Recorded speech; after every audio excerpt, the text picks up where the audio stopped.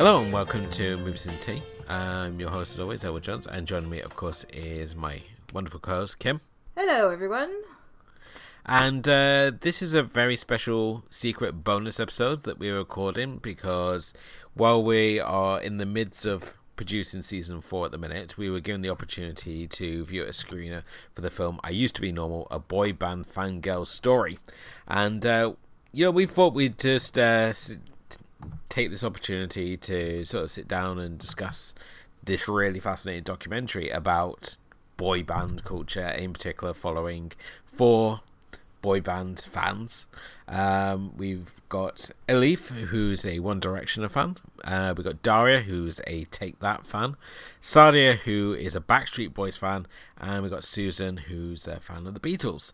So we got 4 very different boy bands and 4 very different fans, and the documentary follows these 4 fans and tries to find out what it is about their boy band that sort of drives the obsession with them, and tries to find out what it is about boy bands that forms this sort of hysteria and this obsession. So it's a really sort of interesting topic right off the bat.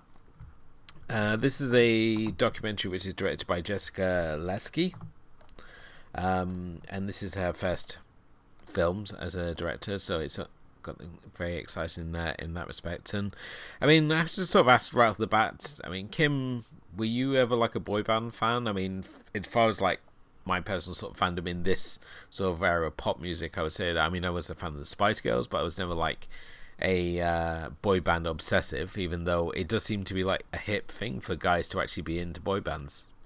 I don't know about guys and boy bands. If they are, they're very closeted, I would say, and I think the comparison is there. But like for me, I think that I liked boy bands, but I've also been very closeted, because I think that, I felt like that was the funniest part about, like the best part about this documentary is the point that they make about how it's people who like boy bands are not too expressive about it, because you're portrayed as being dumb and stupid for falling for this kind of,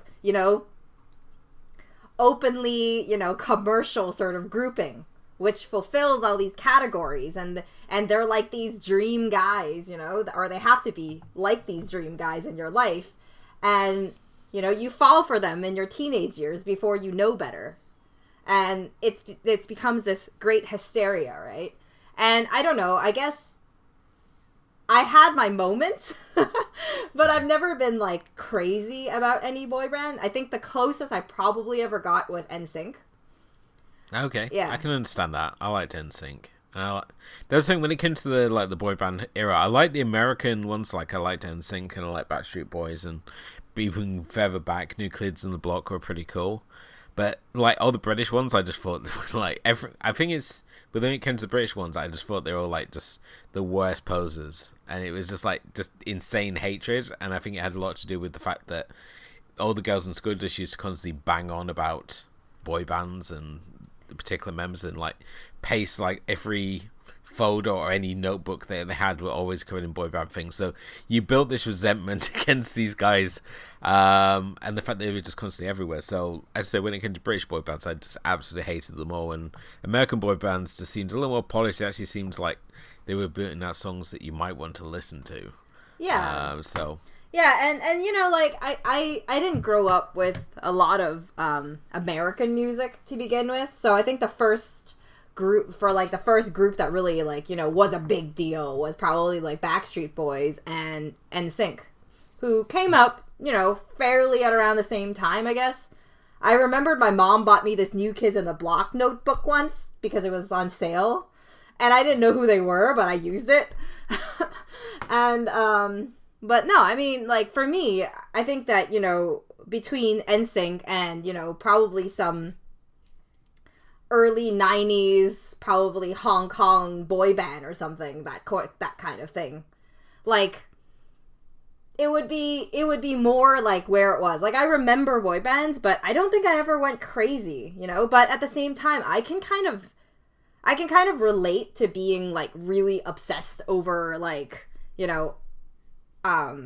obsessed over like a singer or a performer or something. But for myself, at least, I don't think I was ever that crazy about, NSYNC or whatnot. I liked them a lot, but it wasn't a very long phase in comparison to, say, like all these girls that talk about this lifelong obsession and kind of like, well, lifelong. I mean, the one who's 16 in One Direction wasn't that lifelong yet. It's still she's still growing up.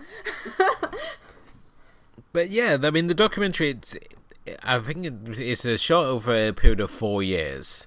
So, especially with Elif, who's our One Direction fan, we get to see her sort of go from being this like obsessional sort of emotional wreck fangirl, like the slightest like mention of One Direction, she's just in like floods of tears, and she's like so emotional. Like they have this video where it's like the announcement for the One Direction concert video, and she's like this emotional wreck. Mm-hmm. It's like this. It's like the second coming for her. It's like, oh my god, they're releasing a concert video, and she said that she like shot this video and like became like this viral sensation just because of her big reaction to One Direction. And I mean, with One Direction, we've got all the hype over here, and we've had numerous documentaries about how obsessed like the fans are and stuff over.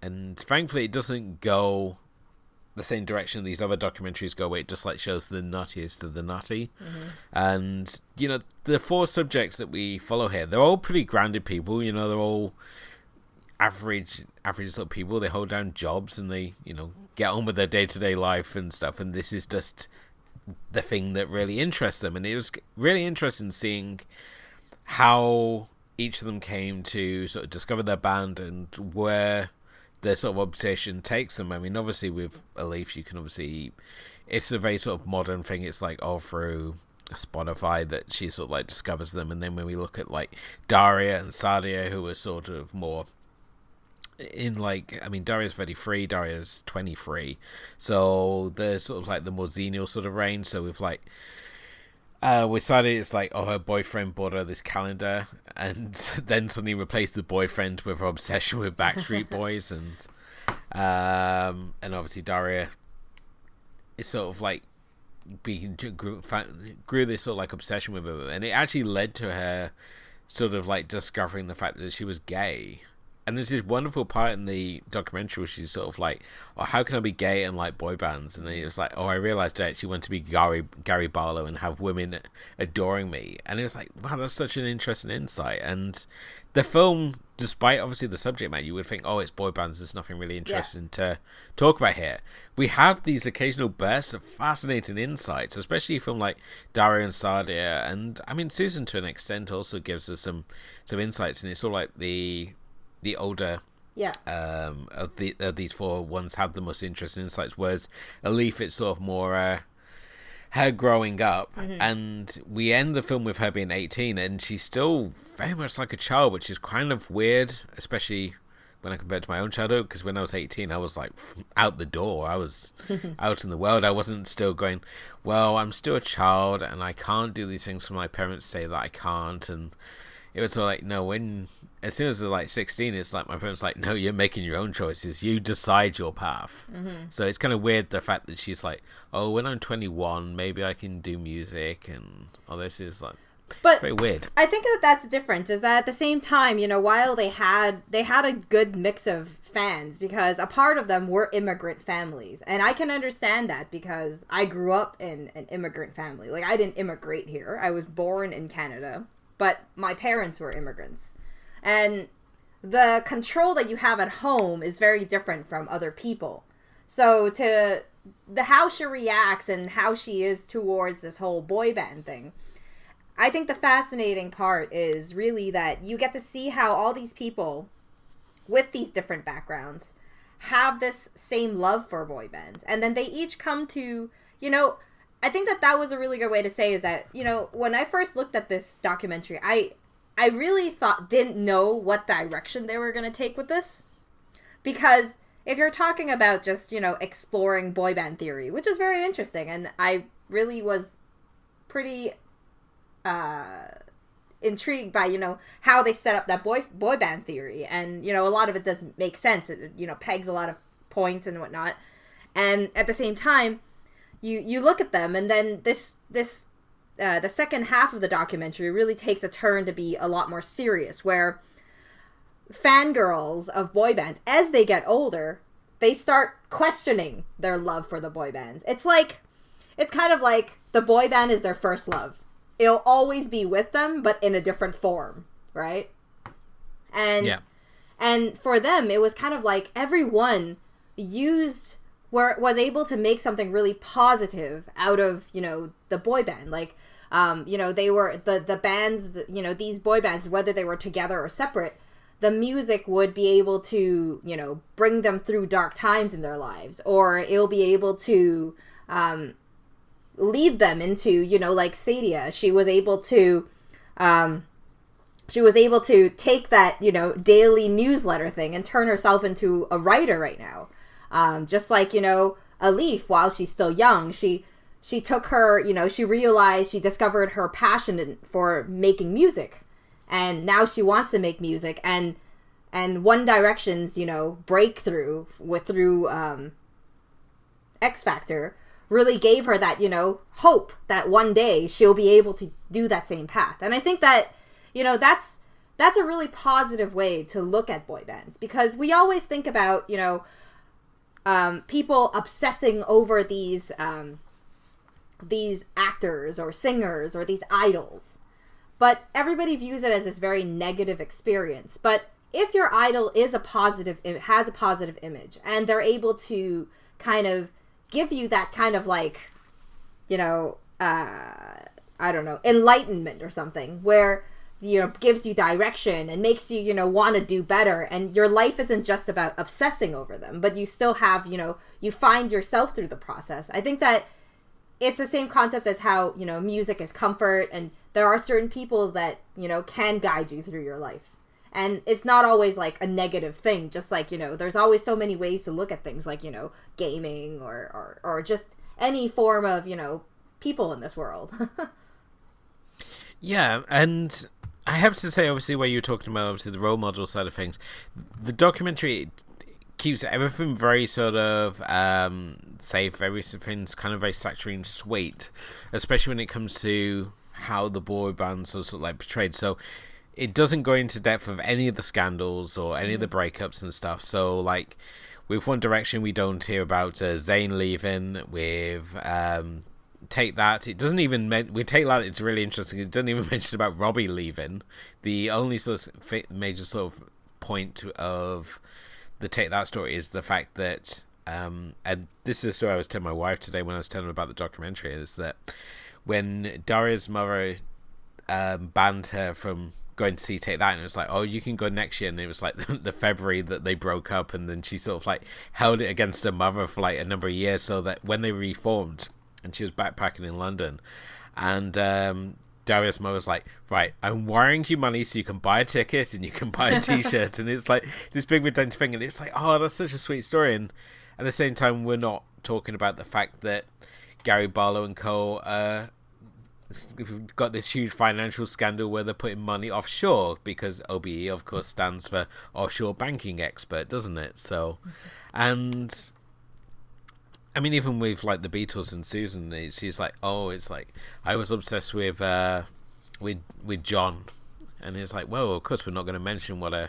horrible person he was, so we're just going to keep everything just on the fan level, and we're just going to keep it as like this perfect. It's almost like it keeps these bands in the same perfect image that these fans hold them in, but that these unflawless sort of creatures. But that's the thing, is boy bands are created under all these criterias, and they're meant to be dreamy, and they're meant to be mysterious, they're meant to be cute, they're meant to be perfect, they're meant to be that as a group they fulfill every single element of your fantasy of what a guy should be.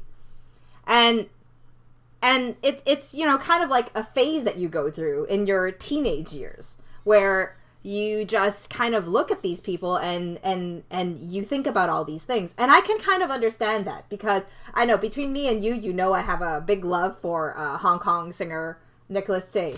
And yes, Nicholas Say no, it derailed another show. Yeah, and then Nicholas Say is, I while he's not a boy band, I can view it the same way as what you're saying, where, you know, he had a big scandal, but I think because of the scandal itself, like, you become very defensive of this person, and a lot of people become like, you know, oh, you know, well, there's these issues and there's these things, and he's like a bad boy, and you expect him to do these spoiled things, you know, or he goes and crashes his car and crap like that, and then he gets community service, and it's all that reality, but you kind of forget about it, right? Because when he comes out of it, he becomes a better person. It's kind of like if you were going to talk about Robert Downey Jr. right now, and you're like, well, the guy went to jail and no one talks about him now, you know, we only know him as Iron Man. We forgot about his past. Robert Downey Jr. There's very much two faces. You've got like Mr. Bad Boy Hollywood when he was like coming up, and he was on multiple drug charges, and the fact he managed to derail Ally McBeal because he got arrested for cocaine, and it was like, and now there's a whole group of people who just see him as like, as you said, he's Iron Man. Yeah. And the fact he did it so well, the fact that we now can't see anyone else play that role, but you would never think to look at early years Robert Downey Jr. that this guy would like be the cornerstone, the temple of the Marvel Cinematic Universe. But I think that's the thing is, while we view our idols and the people we like a lot in our younger years in a certain light, and in a certain way, because you're so young and you grow up as they grow up, I think that it becomes something that you kind of forgive and you kind of forget. And, you know, because they're kind of like that light, right? They're that childhood moment, that childhood happiness that you get. And as they grow up, you're at the same level as them. They make mistakes. We make mistakes. It makes them more human, right? But at the same time, you know, when they were a group, they're meant to be a certain way. I don't know if it's really true, but I know that. But when I watch like TV series and stuff about like China idols and stuff like that, there's like, you know, contracts. I don't know if they have it here, but I believe they have like contracts about, you know, like the way you're supposed to behave. Like, you're not supposed to have a girlfriend while you're in the band, and you're not supposed to, you know, have any like any bad news on you, and like negative publicity, and you're supposed to be that perfect guy who people still desire, and you have to be perfect all the time. Oh yeah, and it's not just limited to pop groups. Like you see, like in the older sort of days of like the wrestling with like the female wrestlers and stuff, that they couldn't be seen as having boyfriends because they have to be seen as being available. Mm-hmm. And you're right. I mean, even with idol groups now, the fact that they're undercontracted, so they can't be seen as having partners. They got to be seen as being like available, so that, you know, it's easy for the fans to incorporate that sort of fantasy. And it's funny as well when these girls like talk about when members of the band, they had girlfriends and wives, and then they get stuff. married, and it's like how the fans view this intruder who's coming in and ruining their dream. Yeah. and then I think they take it in a very mature way, because you see the view of the people change throughout, right? As a different age group and looking at a different boy band, you can see that, because, you know, we do have, you know, what's really great is that they chose 4 people of 4 different age groups. Yeah. So it gives you a really good like idea of the maturity of each group as they were dealing with their different boy bands in their different decades. And, you know, they talk about these things, and then as you see, like, some of the boy bands, as you talk about, oh, you know, the Beatles and, you know, whoever having a wife and whatever, and they're able to slowly, you know, from the point of not accepting, people become accepting. And it's like that different phase that goes through. And it's one of those elements that I really like, is that that's the reality, is that this is in reality a documentary of coming of age. It's like a coming of age story, a real coming of age story of 4 women who just happen to obsessively love boy bands. They're all different in their own ways. They each have their different backgrounds. You know, and like you said, you know, they each have their own sexual orientation, and they have their own, you know, backstory, and we get to know all this throughout the story. So it's not only about the boy bands, it's also about, you know, the people that they're interviewing, and this very real idea of how the boy bands have affected them, as well as kind of complemented their lives and made it better. Definitely so. And I think it's really all the more advantage to the film, the fact that these 4 subjects are all hoarders. And I mean this in like the most nicest way possible, is the fact what? that You don't hoard? What are you talking about? I hoard all Yeah. kinds of stuff. You don't have to, it's because you're not as crazy. I had that discussion with my husband while I was like, or after I was watching this. And I was telling him, I was like, you know, but that's the thing is, you know, I have a closet which is full of like just things that I've saved up, you know, whether it's like old CDs. I have a box of like cassette tapes that I'd never listen to anymore, and I have a bunch of VHS tapes that I don't want to watch anymore. But they're all things that I loved, and it's all, you know, you hoard because you can't really let go. It's all part of your life, and you think, oh, well, one day I'm gonna go look back at it, and it's gonna remind me of that really great time in my life when I could be a kid and not worry about everything, and this was my escape. Yeah. And yeah, I mean, we're here talking about, I'm here criticizing people hoarders, and we look around our studio here and it's just like books and tapes and God knows what other rubbish we collect. Yeah, just all this stuff we amass here, being real professional like and stuff. But it's great for like the historical sort of context, because certainly when you look at Susan, who I mean, she's 64 and a Beatles fan, and you see the memorabilia from the Beatles and stuff, and you compare it to like the modern day stuff of like the Take That memorabilia and the One Direction memorabilia, and so much of it sort of repeats itself, or there's like a variation. And she's there got like the card, and it's like kiss your favorite Beatle, and it's like the lips of the different Beatles, so you can pretend to make out Ringo or Paul or whoever. And you see like a similar thing with like the One Direction fans, and it's like, wow, nothing really changes apart from the people that are being obsessed about. And it's really sort of interesting, the fact that, and I'm just going to keep saying it's interesting, because you keep having the things where you think, oh, that was interesting, and they'd be like, throw something else in, and you go, wow, that really was interesting. So and she like talks about the fact that she was at Southern Cross, which was like seen as a blight on Melbourne according to the mayor. Because all these Beatles fans turned up, and it was like an absolute riot of Beatlemania. Yeah. And that was next level stuff. That was next level. Like, seriously. I mean, I'm watching it and thinking, wow, I guess the Monkees didn't make it over to Australia then, because, but you know, that's my own personal preference. But it's just really, when you see her talk about her sort of fandom and her journey, and especially when the girls, they talk about those sort of like fantasy moments, and they're all animated as well, which is so charming. The fact that it's like, oh, when you got a leaf, it's like, oh, I was off in the woods playing tag with Zane, and Susan's like, oh, I used to have like fantasies that me and John were like jumping up and down on the bed, and if it got rather risque, we'd have sex. And it's like, oh, listen, she's like a fully mature woman, yet she's still got this like childish, like, it takes her back to talk about these things, to sort of like that era of her childhood. It's sort of like, oh, it's so naughty to talk about doing things with celebrities. And I think Sadie had the best one, where she can't swim, but she's obsessed with Nick, and Nick loves the ocean, and he's going to teach her to swim, and they're going to have a house next to the ocean and swim with dolphins. And it's like,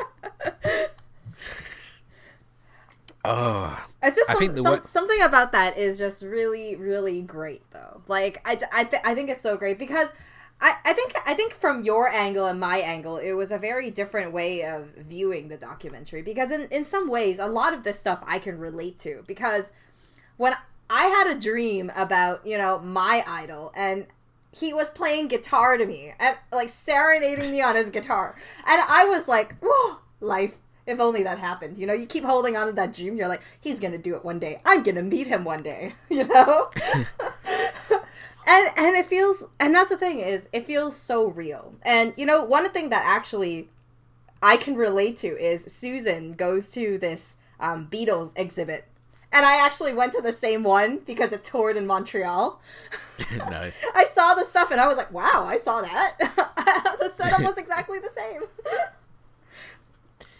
It's yeah, and you see how these girls that they get into like this whole sort of fantasy of it, and at least like, oh, if I do music, then I would be on the red carpet and I would meet One Direction and they would fall in love with me. And with I went to with Daria, the fact that she said she was like memorizing all the dance moves from the concert video for Take That, so that if one of them like like fell down sick and stuff, she could like be phased in and take their place.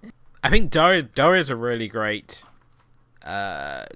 interview subject because she's so in tune with the psychology of the situation, and it again, this is where the real credit for the film comes in, is the fact that each of these subjects all bring something to the film. And Daria's like the most analytical of the four, and when she gets on the whiteboard and she starts outlining, well, a boy band, needs these members. You've got to have like the father figure, you've got to have the bad boy, you've got to have the young one, you've got to have the one with the edge, the cool guy and stuff. And it's all like, oh, boys and men, they can't be classed as a boy band because they talk about sex, so that eludes them straight away. And I guess if we were doing a bigger scale, then E17 would also be in that pile.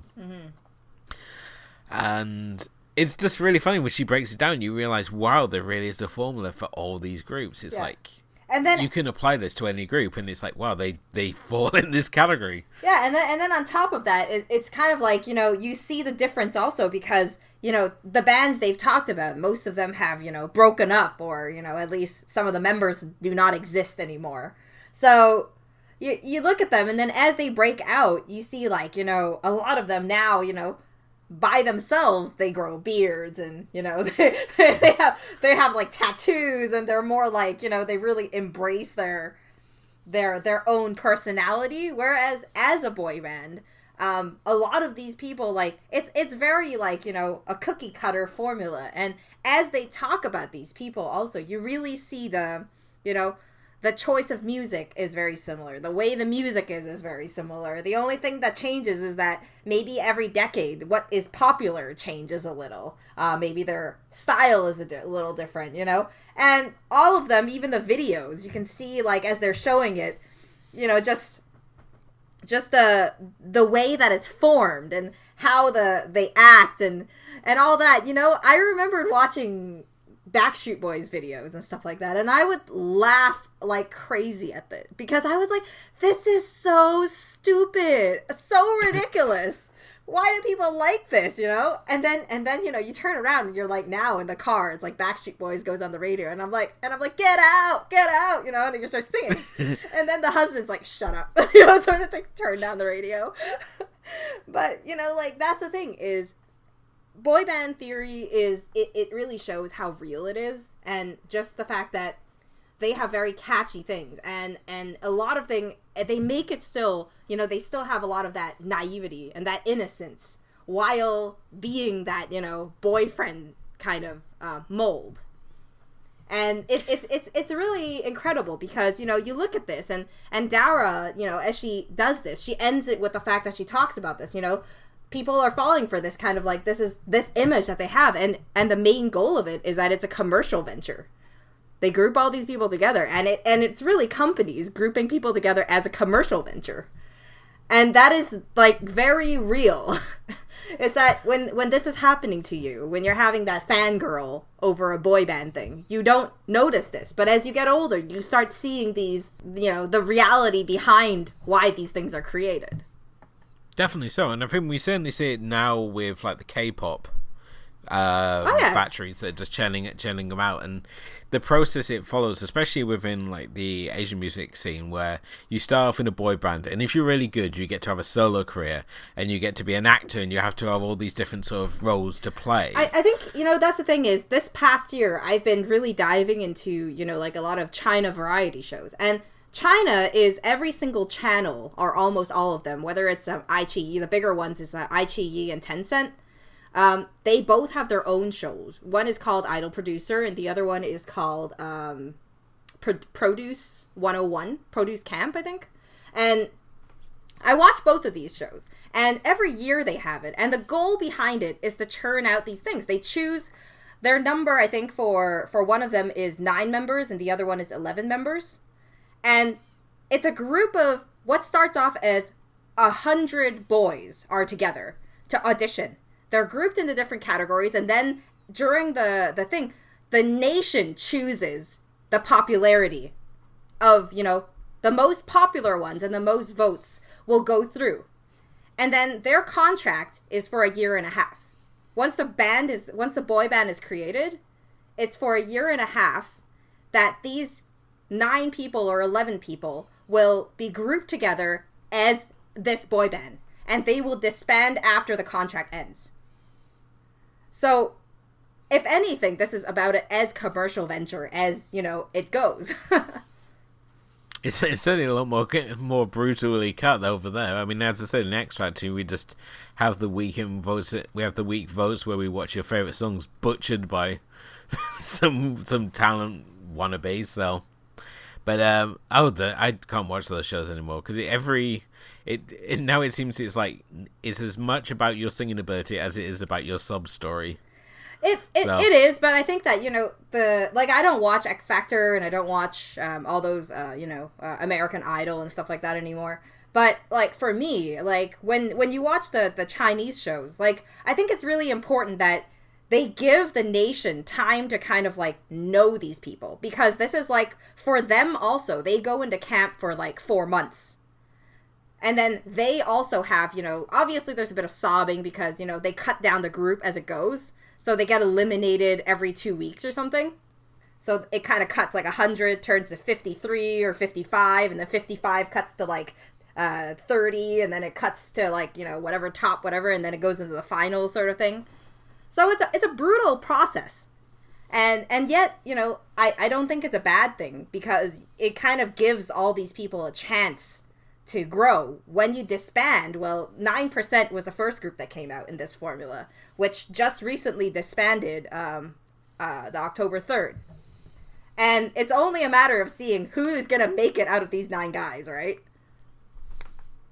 So, yeah. So, I mean, the world has changed so much where, this talks about the commercial venture. And it's really interesting because, at the same time, I'm having this, this whole, understanding of this whole boy band and commercial venture concept, which is why I really in that sense I really connected to the documentaries also, because you really can see how, obviously it's a different formula for China because they have 9 people and 11 people, and that's much bigger in groups. Even when you talk about K-pop, their groups are not 3 to 5 people. They're usually maybe 5 to 7, if not more. Yeah. When you talk about I mean, back in my day, it was Super Junior, but apparently Super Junior has changed a ton already over the years. Or EXO or something, Those people were I think they were 10 people or more. And, they would have to rotate in order to get everybody on in the videos. They wouldn't be in all the videos, but you would see them here and there, I think if if she was to do a follow-up film, I think that it's definitely the current K-pop boom would be a really fascinating subject to cover. And I mean, certainly Viceland have done their own documentary on K-pop with part of their Noisy series, which is really sort of fascinating. And just the fact that obviously it's become such a big thing over here in the West, certainly in the States and here in Britain, that these K-pop bands coming over, and most of them don't even sing in English, which is even more astounding, the fact that there's very few bands that sing in their native tongue that are popular. I mean, obviously Rammstein, who are German, but as I said, they're a metal act. They're not pop groups. They're not there for mass appeal. And I really like the fact that when we get into the last half of the film, it sort of brings us up to date. So we have the fantasy and the nostalgia and the obsession, which is the first hour of the film, and then we get into the last half an hour and it sort of brings us up to date, and it's well, where does your fandom stand now? And certainly in the case of Sadia, it feels almost like the end of the dream, and it's kind of a little bit upsetting because she's still kind of obsessed with the Backstreet Boys, and she goes on the Backstreet Boys cruise, which seems to be a really in thing now. The fact seems that everyone's got a cruise. Before it just used to be Jimmy Buffett, but now everyone's hopped on the thing, so you can go and watch wrestling and cruising, or you can go and hang out with the bare naked ladies, which is, I think I would do that one. That sounds pretty cool. Canada's favorite sons. And the Backstreet Boys apparently have their own cruise, which I didn't know about until this one, and it's just 100% Backstreet Boys all the time, and they play games and they do Backstreet Boys trivia and concerts. And but in that sense, I think that what connects the most, I think, is I don't know if you've seen the movie Austenland, but it's the same kind of concept. Is that when you dive into a world where you're really in love with, in Austenland, it was obviously the Jane Austen world. Yeah. For Backstreet Boys cruise, how would it feel like when you're young? I think that that's what it determines, is that when you're young, you love something and you can have it all the time. But, there's kind of some resistance. There's kind of like that, rebellion that you want to love this even more and that sort of thing. You want to really be involved. But as Sadia goes into this cruise, as she's older, it feels like it's a dream come true. And it feels like it's something you've always wanted. But when you go and you start, as you're a more mature person, you go there and you kind of feel, I can understand that, you start, like she calls it, she's watching people fangirl. She's like watching herself in action. And it's very traumatizing because, like, I am very aware of, say, like for myself, I am very aware of days when I was fangirling over things. I went to concerts and, screamed a lot and, very excited over things that happened. And it was just a thing that your friends would understand, kind of thing. And yet, when you grow older and you think back to that and you watch it in action, you're just kind of like, this is so ridiculous, kind of embarrassing. I was like, how did I stand myself doing that, And I think that she's at this point where she still loves the Backstreet Boys, but it's kind of something she wants to do in private. It's like something that is more of a personal thing. Like, not everybody needs to know about it as much as it used to be. Yeah, it's very much like being faced with this mirror. Yeah. Of what you are when you're obviously surrounded by that many sort of people. Yeah. And I think you find it with any sort of like a convention or on these sort of situations, it sort of like really highlights. It's like, wow, this is what I am to onlookers, and it's also kind of funny when she talks about like Nick's wedding. Yeah. And the fact that he had a Moroccan practice dinner or rehearsal dinner, maybe? Yeah, she had a Moroccan themed rehearsal dinner, and the fact that it looked Indian, which obviously ties in very well for her. So it was kind of like she was seeing her fantasy wedding to Nick playing out over Instagram, which I thought was kind of interesting. Certainly when we talk about Dara, and as I said, we mentioned before the fact that she was able to come to terms with who she was as a person. I mean, she likes Gary, which is a bit worrying, but still, each to their own. But she does meet her partner, who is a Robbie Williams fanatic, and that I can get on board with. I can understand being a Robbie Williams fan. So she has good taste in ladies, in partners. So it all works out well for Dara in the end, because she meets her partner who's a Robbie Williams fan, and she decides that she's going to show this acceptance of her boy band obsession. And I thought she was going to like form a club or get a tattoo, but she actually shoots down the tattoo idea and she gets a boy band number plate. Yeah. And we see people in the background out in their photo taking with her number plate, and she just finds it so funny, and it's like, wow, that is so cool. Yeah, because I think in as we reach the end, we kind of see them kind of release themselves a little, right? While they're still able to embrace the fact that, they're a boy band fangirl. But in their own ways, they're expressing themselves as that person. Because a lot of them were like, I used to be normal, and my friends don't think I'm normal anymore, and I can't, it seems like there's a distance because they just don't love the boy band I love as much as I do. They're not as passionate. They're not as enthusiastic. And I have to be like, there has to be like that point where, there is not a lot of people who are as crazy as, there are a select few who are like that, right? But everybody loves boy bands, but there are those random few who are extremely obsessed, like they're really, really in love. Like it's a next level thing, right? And I don't understand it sometimes, but at the same time, it's great to see that each of them, while they struggled with liking them, they're not fully able to give it up, right? So Sadia, she decides to, put the picture inside her closet, which is kind of like her going back into a closet. She opens a closet door and it's going to be there in the door, kind of like a locker. And then, Dara has her car license plate. And then, you have different things like that. And it's really great to see that, obviously, I think in terms of Susan, I think she just doesn't care. It's like, she's all right with this.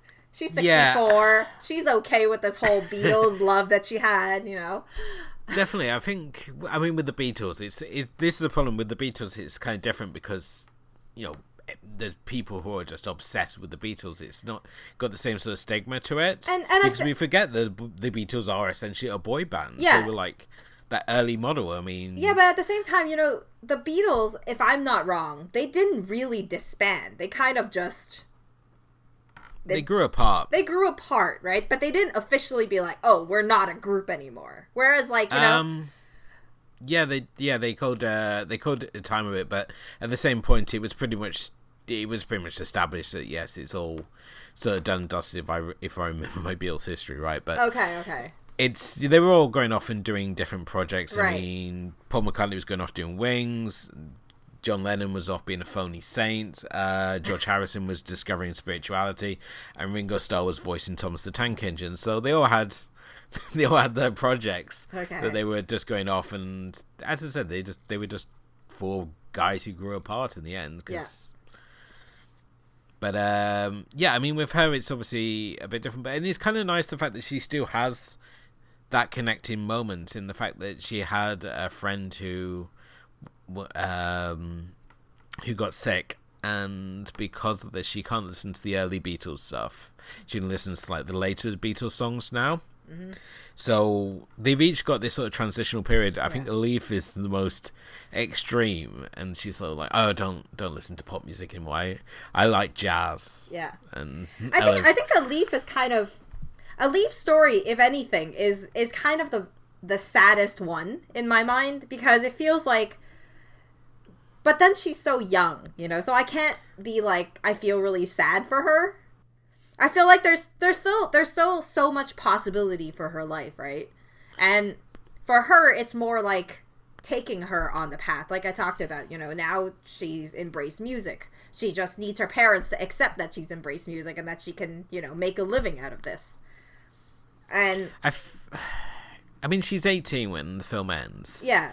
And she's bust a guitar, which I'm sure was like a real sort of like, fuck you, mom. sort of anger. Unfortunately, we don't see how that happened. We don't get any insight, but I'm sure that's how that went down. And I mean, yes, why she can't pursue music? I mean, she gets into her dream school, but her parents won't let her go.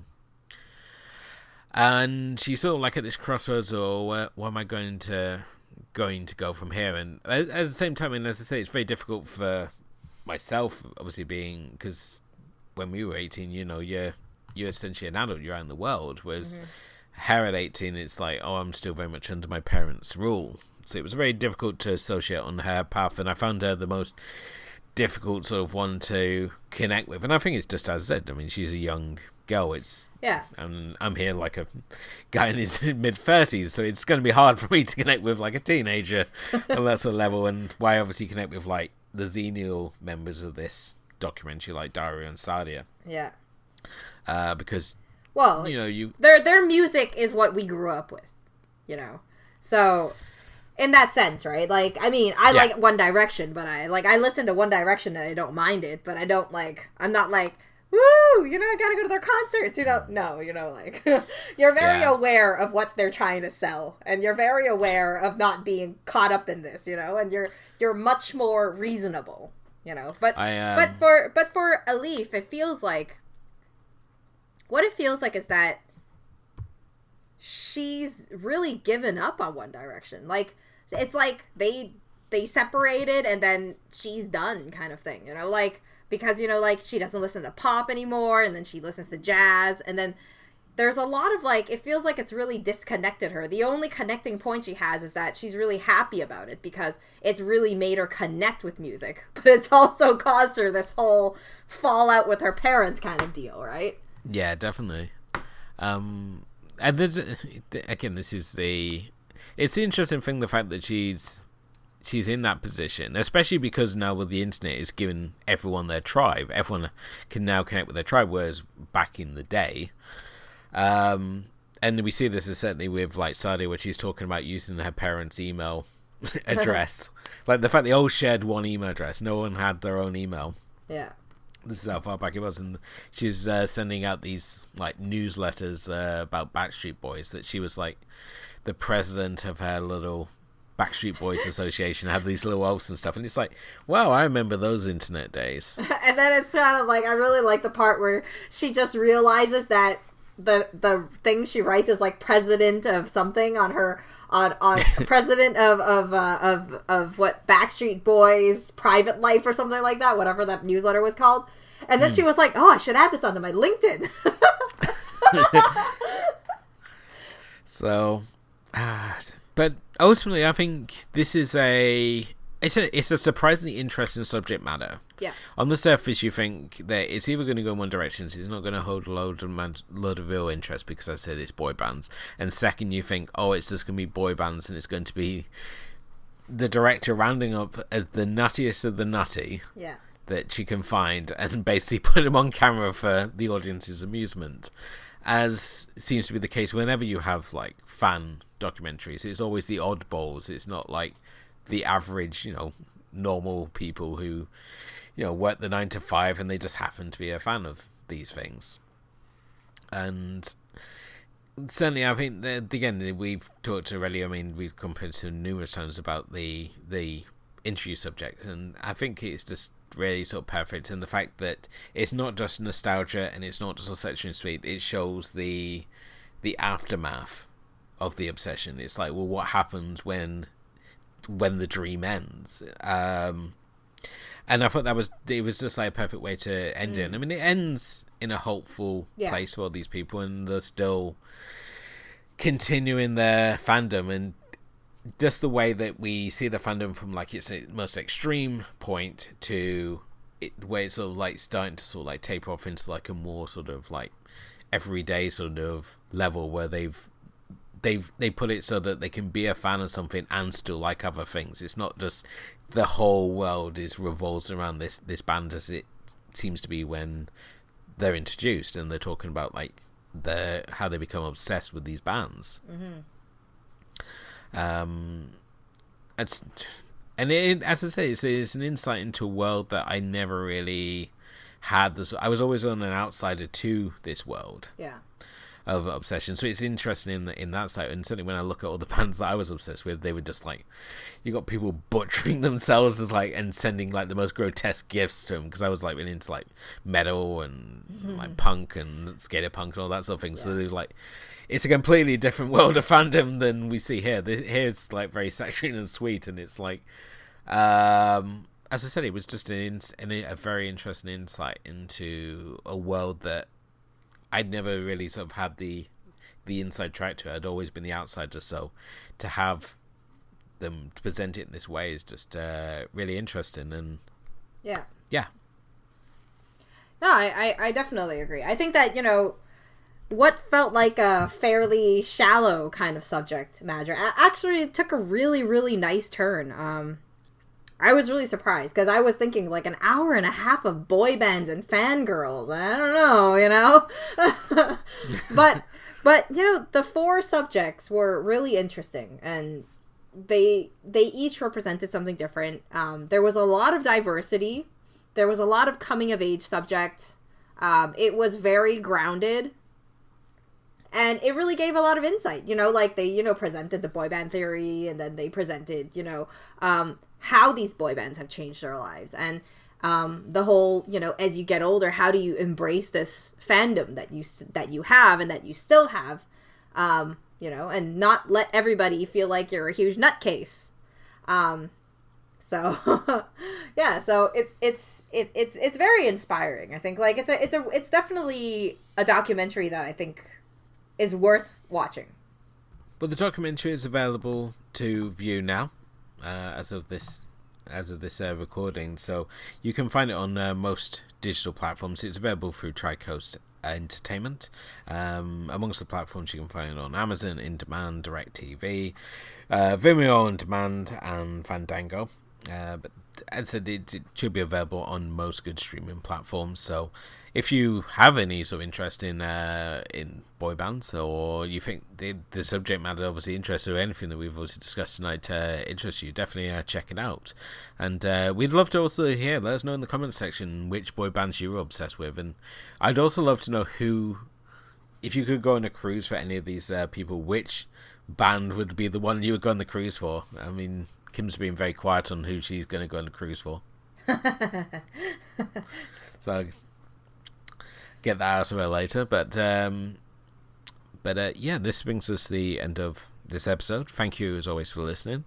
If you haven't done already, please do hit the like and subscribe button, whichever platform you happen to be listening to us on. You can follow us on social media. We are on Facebook and Twitter and Instagram, and you can also check out our complete archive of episodes, including our Friday Film Club, where each Friday myself and Kim both pick a movie to highlight and put it together in a fun little double feature. And you can find all that at moviesandteapodcast.wordpress.com. So thank you again for listening, and thank you to my co-host Kim. And we will be back soon with season 4. So we hope to see you soon. Good night.